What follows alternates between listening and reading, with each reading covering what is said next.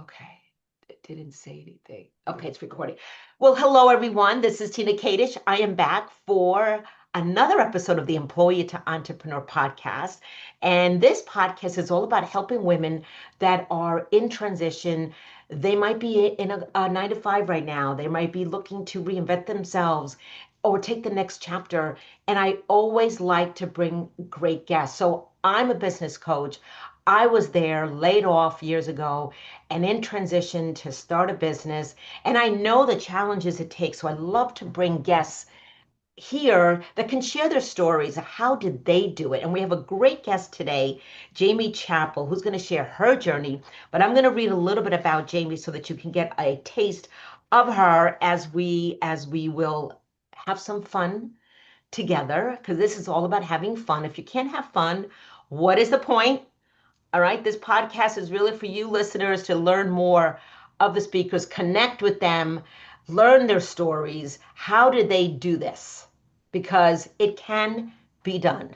But there is a journey along the way. So Jaymie is in the beautiful Finger Lakes region in Western New York.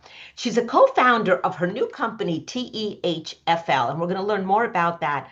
But she discovered her desire for people early in grade school, and she lost many people due to depression and ultimately suicide. And so she wanted to really raise awareness in the mental health crisis that it has unfortunately become all common in the United States today as well. She's an experienced nurse for 20 years, practicing currently as a care manager at a primary care private practice.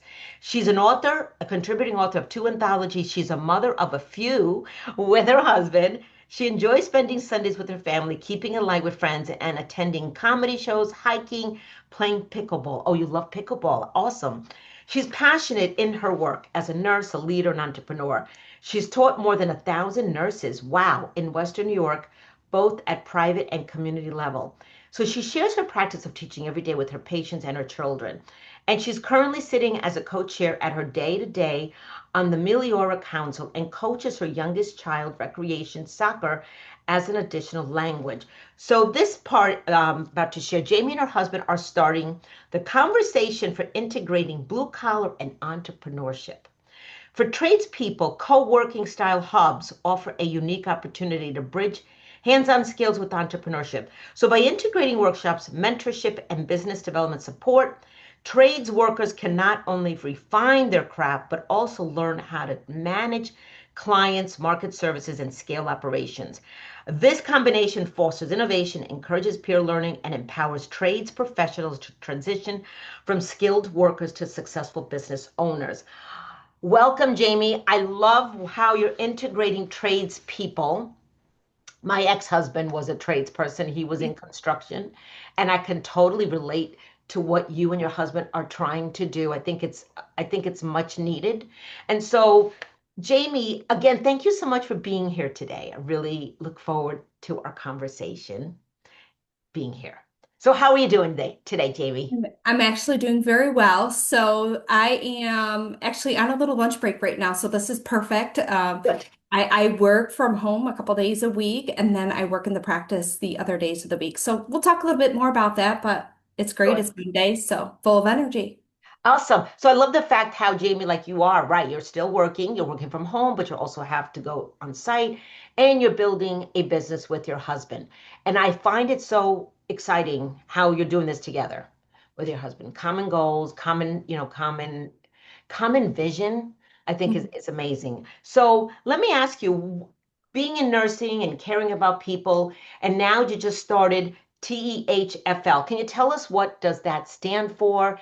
And what was your primary motivator for beginning Yeah. this? Yeah, so we actually pronounce it TEFL. So it's TEF. just simple because it is long. It's the entrepreneurial hub of the Finger Lakes.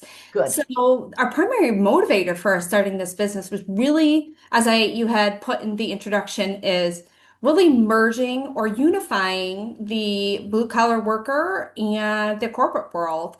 And my husband and I both kind of represent both sides of that fence. So my husband works construction. And I've worked in healthcare now for over 2 decades. And I have somewhat transitioned a little bit out of the clinical role and more into a corporate role.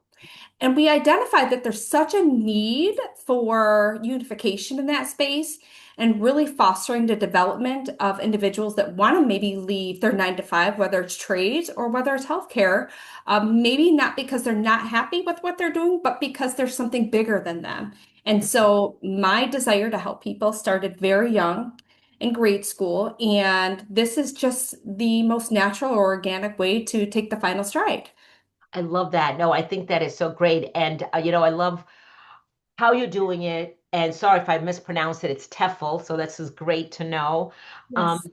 but, starting this together with your husband, you had to have, or I know for me, there are many fears that go into play before taking the plunge. And when I got laid off, I took the plunge to learning about what did I want to do in the next step. And then because of fear, I went and took a job. However, I was building my business part-time while working full-time, which is a common thing for us to do, unless you can do it right away.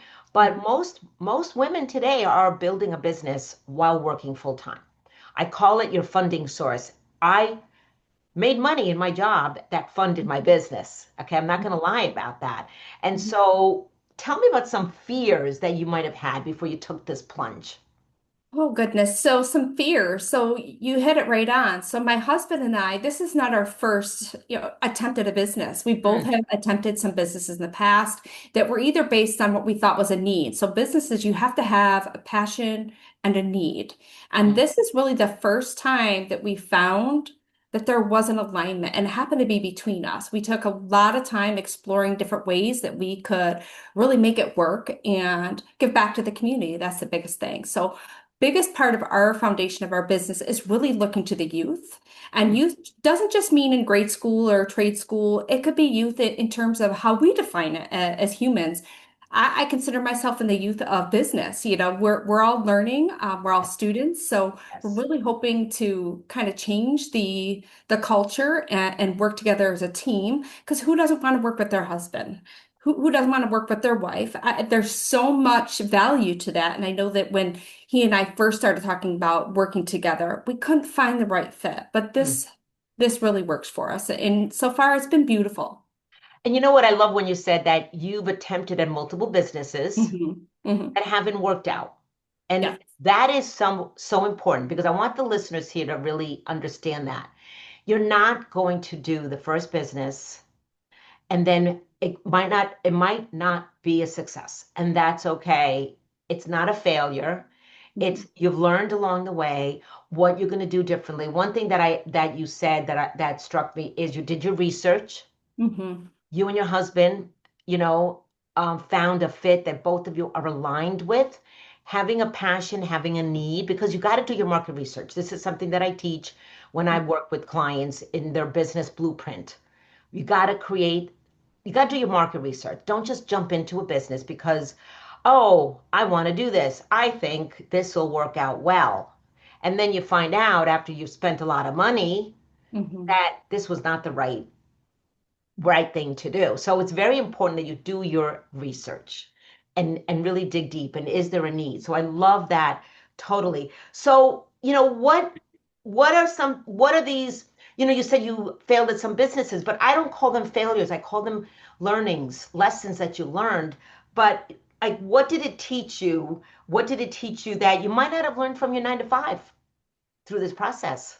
The failures have actually taught me that, like you said, they're lessons. So it wasn't meant to be. Just like Yes. any kind of relationship, business is about building relationships and really having that evolution and trying to find out what works for your listeners, work for, your target audience, to work for your consumers.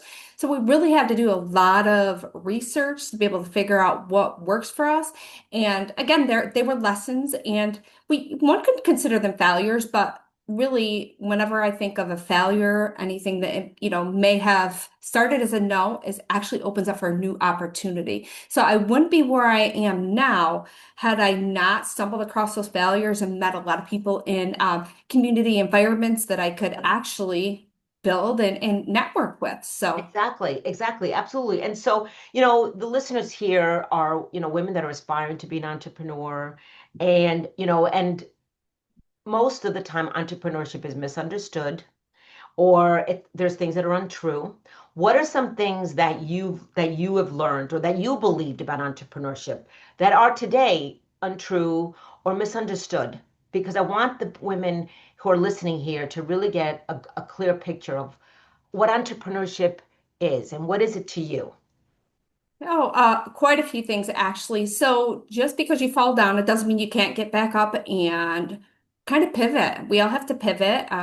There are opportunities in which we have to look at the entire picture, kind of sit back and say what worked for me, what didn't work for me, and then really knowing who to resource. I didn't recognize the importance or the value of doing market research Yes, and recognizing that, gosh, I didn't know what I didn't know until I did know and who to right. really reach out.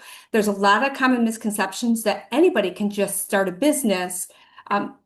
There are some hiccups along the way, but knowing who to reach out to, having a business coach, I didn't realize the value until I got into it because I'm not an expert in that. I'm an expert. I'm a nurse. I'm a That's right. mom. Being an entrepreneur, there's so much to learn. So knowing who to resource, that's the biggest thing. That is the biggest thing. I know for myself, I worked with different coaches based on what I needed at the time. And then I became a business coach because I found that a lot of women wanted to start a business, but I didn't have that expertise, that skills, and I learned it. To now today, I share, my business coaching and I help you to create that blueprint because it amazes me how many people start a business and they don't have that foundation. Correct, That's correct. to me what I've learned. Right. And you need a foundation. And Right, it doesn't have exactly. to be me. I'm not the only business coach. There's many coaches out there, but find the right person, the right coach that fits what you're looking for, that is Hmm. aligned with you. Because I've fired some coaches because it wasn't aligned with what I wanted, what I needed. Yes, Something absolutely. that I've It's such a learned. valid point. Yes. That is a very valid point. And so let me ask you, so any tips you have as we're going to be coming to a close soon, but what would you say to someone today? What should they do? What would you invite them to do? So for me, I would think that if there's a seed that you can plant, or if Mhm. somebody planted a seed, at least explore that and remember that even seeds grow in the dark. So you may have some dark moments in the creative process or the incubator phase of your business, but it does not mean that there's not growth even in those dark spaces. Yes, there is growth in dark spaces. I love that. So if you could look at yourself a year from now, what advice would you give to yourself? Oh, is to keep going, be strategic, but allow yourself some vulnerability because it's not going to go perfect. Don't give up, continue Yes. to move forward. And if you don't know what you're doing, hire a coach. Exactly. And one thing that I've always told my clients is, what is your why? Like, get to your why, get deep in your Yes, why, and your why has to be really important for you to go through the ups and downs because there are going to be peaks and valleys every ab- day in entrepreneurship, in life in general. All right, I've been going through so many in life in general and in business, but I always have that vision of why am I doing what I'm doing? Who am I serving? Who do I want to serve? And if I can make that difference for someone else, why not? That's really important for me. Is to create a legacy, make an mhm, impact to someone, and helping you to have that vision for yourself that you are worth it, you yes, deserve it, mhm, and don't waste time. Time is running so fast. absolutely. Life is too short. Anything else, Jaymie, today? I think I'll close with that you can do it. There's Good. always that inner voice that tells us, it's not the right time. There's never going to be a right time. It's almost like I've mothered how many children? I have five biological children. There's never a perfect time. But if you don't swing, you never know if you're going to hit. I love that analogy. I love that. Thank you so much, Jaymie, Thank you having so for much. being here and giving us the time. This is Tina Kadish from Job to Joy, Employee to Entrepreneur podcast, and you will get all of the links for Jaymie, how you can connect with her. And Jaymie, are you're on Facebook? How can people connect with you? Yep, I am on Facebook. I have a TEHFL Facebook as well as I have LinkedIn, I have Instagram, Good. and YouTube in the making. Awesome. And I'll have all the links in the show notes. And thank you so much, Jaymie, for your time today. Thank you.